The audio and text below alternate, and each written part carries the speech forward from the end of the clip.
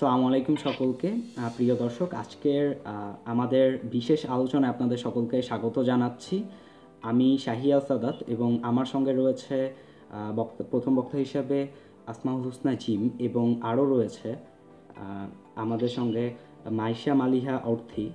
এবং আমাদের আজকের এই আলোচনার বিষয় হচ্ছে সাইবার হ্যারাসমেন্টের প্রভাব এবং টিনেজ রিলেশনশিপ।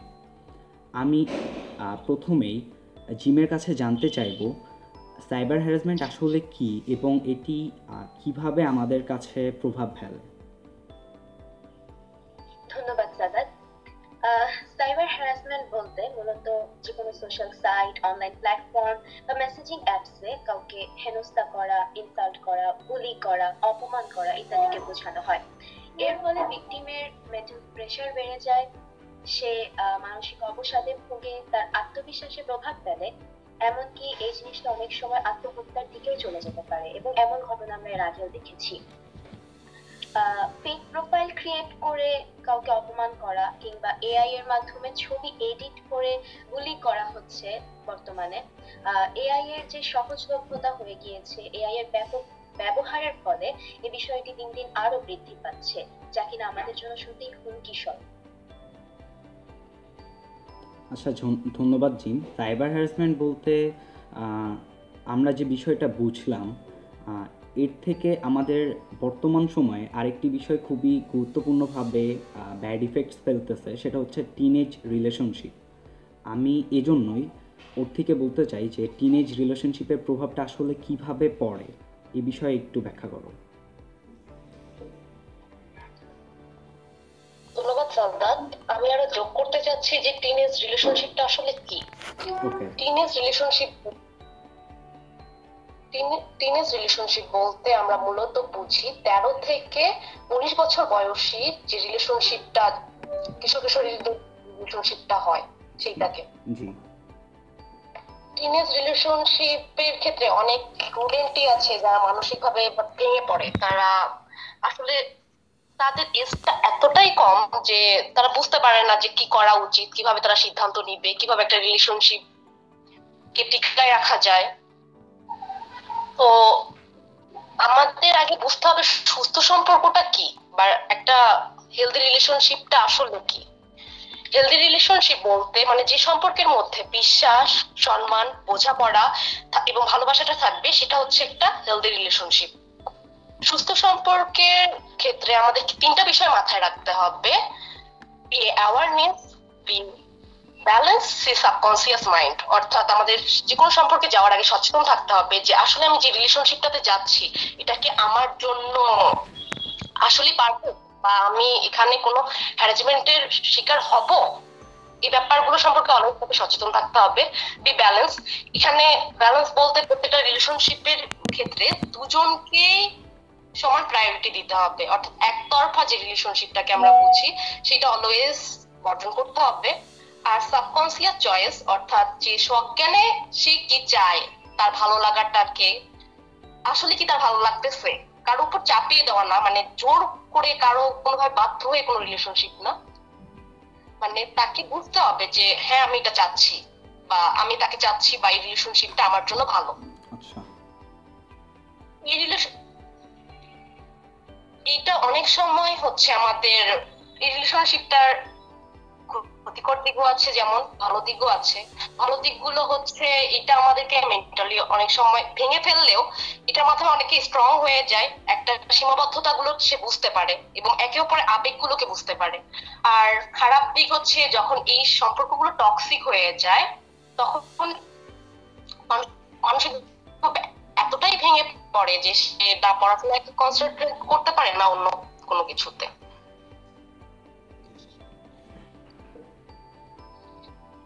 তুমি কি বাড়তি কিছু অ্যাড করতে চাও? আমি যেহেতু সাইবার হ্যারাসমেন্ট নিয়ে বলেছিলাম, আমার উচিত সেখানে কিছু অ্যাডভাইসও দেয়া।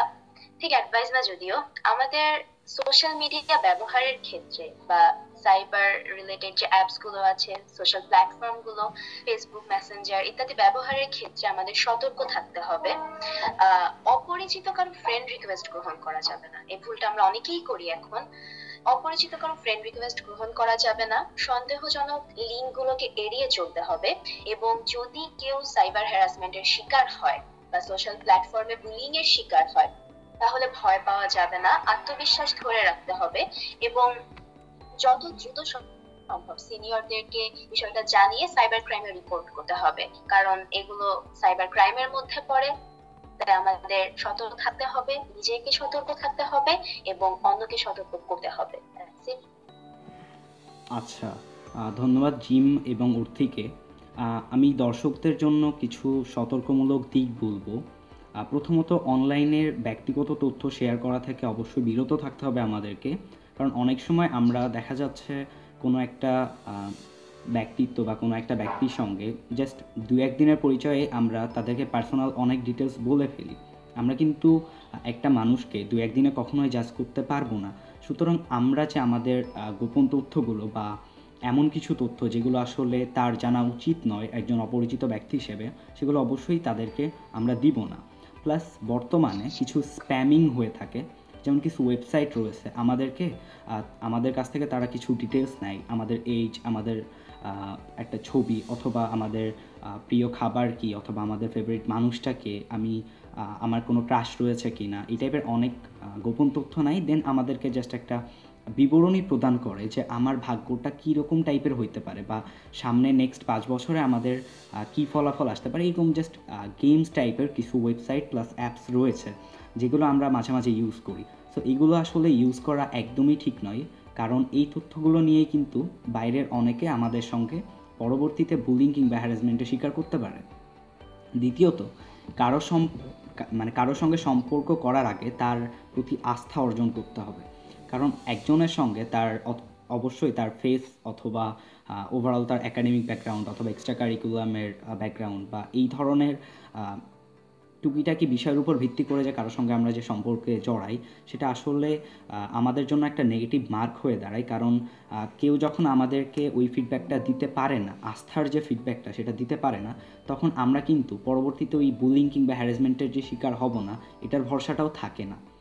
এবং আরেকটি বিষয় হচ্ছে যে এই যে রিলেশনশিপে জড়ানো বা কারোর সঙ্গে সম্পর্কে জড়ানো, এটা আসলে একদমই ঠিক নয়। সেটা যদি আমাদের ধর্মের উপর ভিত্তি করে বলি তাহলেও ঠিক নয়, প্লাস যদি আমরা মেন্টাল হেলথ কিংবা সাইকোলজির উপর ভিত্তি করেও বলি তাহলেও কিন্তু অনেক সমস্যা রয়েছে। সুতরাং যদি আমরা নেগেটিভ এবং পজিটিভ ইফেক্টসটার দিকে তাকাই তাহলে অবশ্যই টিনেজে যে রিলেশনশিপে যাওয়াটা আমাদের উচিত নয়। আমি আরেকটা পরামর্শ দিতে চাই, হ্যারাসমেন্টের শিকার হলে পরিবারের সঙ্গে যে শেয়ার করার বিষয়টা, সেটা কিন্তু আমরা অনেকেই করি না। এক্ষেত্রে অনেকে বলবে যে আমার পরিবার তো আমার সঙ্গে ফ্রি মাইন্ডেড না, অথবা আমি যে জেনারেশনের, আমার বাবা মা তো ওই জেনারেশনের না। সো আমাদের কিন্তু অনেক একটা জেনারেশন গ্যাপের কারণে হোক কিংবা বাবা মার সঙ্গে ভালো বোঝাপড়া না থাকার কারণে হোক, আমরা কিন্তু ওই আমাদের যে হ্যারাসমেন্ট অথবা যে কারণে বুলিং হচ্ছে বিষয়টা কিন্তু শুধুমাত্র নিজের কাছেই রেখে দিই। সো এই ক্ষেত্রে কিন্তু আমরা বিভিন্ন অর্গানাইজেশন কিংবা বিভিন্ন এক্সপার্টাইজদের সঙ্গে আমরা কিন্তু হেল্পটা নিতে পারি। যেমন আমাদের দেশে সাইবার টিমস আছে, তাদের কিন্তু হেল্পলাইনটা 24 ঘন্টায় চালু থাকে। সো আমরা কিন্তু তাদের সঙ্গে হেল্প নিতে পারি। প্লাস আমরাও নিজেরাও একটা অর্গানাইজেশন বা একটা অ্যাপস রান করতেছি, ওইখানেও 4 জন কাউন্সিলর অলওয়েজ থাকে। সো আমরা কিন্তু তাদের কাছে এগুলো শেয়ার করে আমরা তাদের কাছ থেকে পরামর্শ নিতে পারি। এছাড়া এগুলো যদি আমরা স্কিপ করি, আমাদের আশেপাশে কিন্তু অনেক সিনিয়র রয়েছে, আমাদের সেটা কাজিন হতে পারে, আমাদের ব্যাচমেট হতে পারে, বা আমাদের থেকে এক ব্যাচ সিনিয়র হতে পারে, যাদের সম্পর্কে আমাদের সম্পর্কটা ভালো বা আমাদের বোঝাপড়াটা খুব একটু হলেও ভালো। তো তাদের কাছে আমরা শেয়ার করতে পারি। তো এই ক্ষেত্রে আমি জিমের কাছ থেকে চাচ্ছিলাম এই 3টা পরামর্শ বাদেও তুমি যদি আরও কিছু পরামর্শ এখানে যুক্ত করো।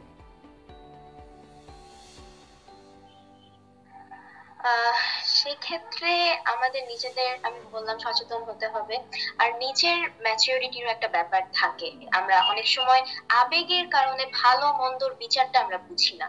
তুমি যেমনটা বললে যে আমরা 2-1 দিনের পরিচয়ে অনেক সময় অনেক পার্সোনাল জিনিস আমরা শেয়ার করে ফেলি, এই জিনিসগুলোকে এড়িয়ে চলতে হবে এবং নিজেকে নিয়ন্ত্রণ করাটা শিখতে হবে। অন্য কেউ যেন আমাকে ম্যানিপুলেট না করতে পারে, এই জিনিসটা খেয়াল রাখতে হবে। ওকে, তো বর্তমান সময়ের একটা দিকের কথা আমি বলি। আমরা তো টিনেক্স অথবা আমার একটা প্রজেক্ট ছিল স্টার্ট আপ সাইবার, যেটার কারণে আসলে ইন্টারন্যাশনাল চিলড্রেন্স পিস প্রাইজের নমিনেশনটা পেয়েছিলাম। সো এই দুইটা প্রজেক্ট রান করার ক্ষেত্রে আমি যে বিষয়টা লক্ষ্য করলাম যে ম্যাক্সিমাম টিনেজাররা যে বুলিংয়ের শিকার হয় বা হ্যারাসমেন্টের শিকার হয়, এটার পিছনের কাহিনী হচ্ছে এই যে টিনেজ রিলেশনশিপ। এখন বিষয় হচ্ছে যে আসলে টিনেজ রিলেশনশিপে মানুষ কিভাবে জড়ায় বা টিনেজাররা কিভাবে জড়ায়। প্রথমত তারা বাস্তবতা বুঝে না। আমরা কিন্তু অনেক সাইকোলজির বই পড়লে একটা বিষয় লক্ষ্য করি যে আমাদের যে ফার্স্ট লাভটা থাকে সেটা কিন্তু সেকেন্ড লাভের সমপরিমাণ হয় না। কজ আমরা যারা, সেটা ছেলে হোক বা মেয়ে হোক, আমরা যখন প্রথমে কারোর প্রেমে পড়ি, যেটা বাংলা ভাষাতে, সো তখন কিন্তু আমরা সেটা আমাদের ইমোশন বা আবেগ দিয়ে পড়ি। অ্যান্ড সেকেন্ড যেটা হয়, যদি তার সঙ্গে কোনো একটা বিচ্ছেদ বা বিভিন্ন কারণে সেটা স্কিপ যখন হয়ে যায়, পরবর্তীতে যখন আমরা কারোর সঙ্গে সম্পর্কে জড়াই বা কাউকে যখন আমাদের ভালো লাগে, তখন কিন্তু আমরা বাস্তবতাটা দেখি। এবং ম্যাক্সিমাম টিনেজাররা এটাই ভুল করে যে প্রথমে তারা যে কারোর সঙ্গে সম্পর্কে জড়াচ্ছে, তারা কিন্তু ওই বাস্তবতাটা দেখে না। তারা দেখে তাদের ইমোশন, তাদের আবেগ, তার মন আসলে কী চাচ্ছে, এই বিষয়টা দেখে। আরেকটা বিষয় হচ্ছে যে ম্যাচুরিটির যে কথাটা জিম বলল, সেটা হচ্ছে যে আমরা একটা সিদ্ধান্ত নিই ওই তাৎক্ষণিক পরিস্থিতির উপর ভিত্তি করে, যেটা আসলে আমাদের নেওয়া উচিত না। একটা মানুষের সঙ্গে আমরা 7 মাস ধরে সম্পর্ক কিংবা 1 বছর ধরে সম্পর্ক, তার সঙ্গে একটা ঝামেলা হতেই পারে। তো ওই ইন্টিমেট টাইম, ওই কারেন্ট টাইমটাতে আমরা যদি ভাবি যে এখন আমি কি ফিল করতেছি, এটার ওপর বেস করে আমি একটা সিদ্ধান্ত নিব, তাহলে কিন্তু ওইটাই আমাদের উপর ব্যাড ইফেক্টটা ফেলে। অ্যান্ড যেটার কারণেই আমরা নিজে থেকেই একটা মেন্টাল ট্রমার মধ্যে চলে যাই। এবং আরেকটা বিষয় কি ঘটে, আমাদের মধ্যে যখন টিনেজ রিলেশনশিপে যে দুইজন, একটা ছেলে একটা মেয়ে যখন যায়, তাদের দুইজনের টেন্ডেন্সি যদি এক না হয়, একজনের টেন্ডেন্সি থাকতে পারে যে অন্যজনের সঙ্গে সম্পর্কে যেয়ে তাকে পরবর্তীতে বুলিংয়ের শিকার করব এবং তার লাইফটাকে ধ্বংস করে দেব। তো এইটার কারণে কিন্তু আসলে বুলিংটা হয়। ইভেন আমরা লাস্ট 11 মান্থসে টোটাল 157টা কেস পাইছি বুলিংয়ে, এবং তার মধ্যে 95% হচ্ছে এই টিনেজ রিলেশনশিপের কারণে। সো আসলে আমাদের যেটা উচিত সেটা হচ্ছে এই টিনেজ রিলেশনশিপ থেকে দূরে থাকা। এখন কেউ যদি টিনেজ রিলেশনশিপে অলরেডি চলে যায়, আসলে তার কি করা উচিত? সে কি ওইখান থেকে চলে আসবে, অথবা ওইটা কি রান করবে? এরকম অনেক কোয়েশ্চেন আমি লাস্ট কয়েকদিনে আমাদের startup.io.org ওয়েবসাইট থেকে পেয়েছি। সো এই বিষয়ে আমি অর্থের কাছে জানতে চাচ্ছি আসলে তাদের কি করা উচিত।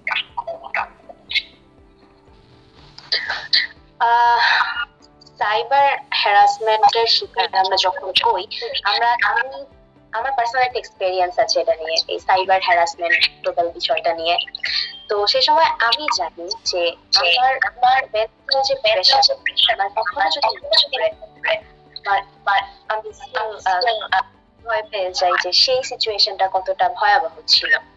আর সে সময় আমি যেটা করেছি, আমি আমার বাবা মাকে বলেছি, আমি আমার টিচার্সদেরকে জানিয়েছি, এবং সাইবার পুলিশের সাথে আমি যোগাযোগ করেছি। আর সেক্ষেত্রে আমার সাথে একটা হয়েছে, আমি কিন্তু কোনো পার্সোনাল ইনফরমেশন শেয়ার করিনি, কিংবা আমার কোনো ভুল এখানে ছিল না। এটা একদম খুব করে একটা ঝামেলা আমার উপর এসে পড়েছিল। তো সেক্ষেত্রে আমার ক্ষেত্রে যদিও বিষয়টা আলাদা ছিল, তবে আমার আশেপাশে আমি যদি দেখি, তারা অনেক সময় তুমি যেমনটা বলেছো যে অনেক অ্যাপসে নিজেদের হবি, নিজেদের ফেভারিট ফুড, নিজেদের ফোন নাম্বার, নিজেদের ফেভারিট কালার এসব শেয়ার করে গেম খেলার জন্য। এগুলো না আসলে আমাদের সাইবার লাইফে অনেক ইফেক্ট করে। তাই যদি আমরা আমাদের পার্সোনাল ইনফরমেশন গুলো এভাবে শেয়ার করি, তাহলে এটা আমাদের লাইফে নেগেটিভ ইফেক্ট ফেলবেই। তো আমি অবশ্যই বলবো দর্শকদের উদ্দেশ্যে, যারা এতক্ষণ ধরে আমাদের এই লাইভ ডিসকাশনটা দেখলেন, বিষয়টা আপনাদের কাছে অবশ্যই ক্লিয়ার হয়েছে যে আমাদের যে সাইবার হ্যারাসমেন্টের শিকার আমরা যারা হই, আমরা বিষয়টি ফ্যামিলির সঙ্গে শেয়ার করি না, এবং মূলত এই কারণেই আমাদের এই হ্যারাসমেন্টের শিকারটা শেষ পর্যন্ত হতে হয়, এবং ফলস্বরূপ আমরা আত্মহত্যা কিংবা অনেক খারাপ দিকে চলে যাই। আমাদের অবশ্যই যদি ফ্যামিলির সঙ্গে শেয়ার না করতে পারি, তাহলেও আমাদের যারা সিনিয়র রয়েছে বা যাদের সঙ্গে আমরা একটু ক্লোজ, তাদের সঙ্গে আমরা শেয়ার করবো, অথবা আমাদের দেশের আইসিটি মন্ত্রণালয়ের আন্ডারে রয়েছে, অথবা আরও বিভিন্ন অর্গানাইজেশন রয়েছে, তাদের যারা কাউন্সিলর রয়েছে, তাদের মাধ্যমে আমরা এই ডিসকাশনটা করে বা তাদের কাছে আমরা শেয়ার করে এই সাইবার হ্যারাসমেন্ট থেকে আমরা মুক্তি পেতে পারবো। আর দ্বিতীয় যে বিষয়টা, যে কোশ্চেনগুলো আমরা আসলে পেয়ে থাকি, ইভেন অনেকে হয়তো পেয়ে থাকে যে টিনেজ এজে রিলেশনশিপের যে বিষয়টা, এটা আমরা ডিসকাস করে জানালাম আপনাদের যে টিনেজ এজে রিলেশনশিপ কখনো গুড ইফেক্টস ফেলতে পারে না, এটা সবসময় খারাপ খারাপ প্রভাবই ফেলবে। আরেকটা বিষয় হচ্ছে যে অনেক সময় বলে যে আমার সামনে তো দেখতে পাচ্ছি যে একজন তো তার লাইফে উন্নতি করেছে টিনেজ এই যে রিলেশনশিপে যে, তো বলতে চাই যে যারা এক্সেপশনাল তারা কখনোই উদাহরণ হিসাবে হতে পারে না। তো ম্যাক্সিমামটাই আমাদের নিতে হবে। আমরা যদি সবসময় ভাবি যে ওই 1%-এর মধ্যে আমরা থাকবো, সেটা কিন্তু আমরা থাকতে পারবো না, কারণ আমরা মানুষ। অ্যান্ড আমাদের যদি 1%কে ভরসা করে 99% ফেলে দিই, তাহলে লাইফে ব্যাড ইফেক্টসের পরিমাণটা যে বেশি পড়তে পারে সেটা আপনারা বুঝতে পারছেন। সুতরাং টিনেজ এজে আমাদের রিলেশনশিপে যাওয়াটা উচিত নয়। প্লাস যারা রয়েছে তাদের অবশ্যই উচিত যে একটা হেলদি রিলেশনশিপ ক্রিয়েট করার, বা একটা হেলদি একটা ডিস্টেন্স মেনটেন করে লাইফটাকে শেষ পর্যন্ত নিয়ে যাওয়া, অথবা যদি সুযোগ থাকে অ্যান্ড ওরকম যদি সিচুয়েশন থাকে অবশ্যই সেখান থেকে নিজেকে দূরে সরিয়ে আনা। তো আমি আশা করি আমাদের এই লাইভ ডিসকাশনটি আপনারা উপভোগ করেছেন এবং আপনাদের পার্সোনাল লাইফে কিছুটা হলে প্রভাব ফেলবে। তো আমি দুজন বক্তাকে ধন্যবাদ জানাতে চাই এবং আপনারা যারা এতক্ষণ ধরে ভিডিওটি দেখলেন তাদেরকেও ধন্যবাদ জানাতে চাই। আসসালামু আলাইকুম।